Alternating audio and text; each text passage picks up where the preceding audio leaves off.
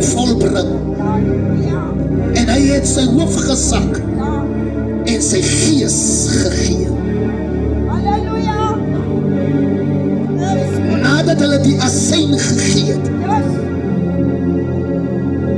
nadat hulle die bitterheid gebring het, sê hy, dit is volbring.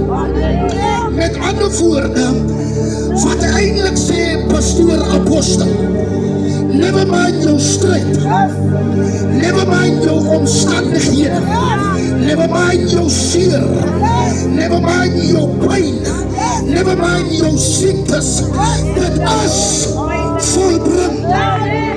Ek het gekom vanmiddag met 'n boodskap na Doringkraal toe om te sê, ek weet nie aan wat omstandighede jy sit nie, ek weet nie wat 'n stryd u sit nie, ek weet nie wat u omstandighede is nie, ek weet nie wat u se pyn is nie, ek weet nie wat u se teleurstelling is nie, maar ek kom vanmiddag met 'n profetiese woord om te sê uit die troonkamer van God uit, om vir u vanmiddag te sê dat dit is volbring.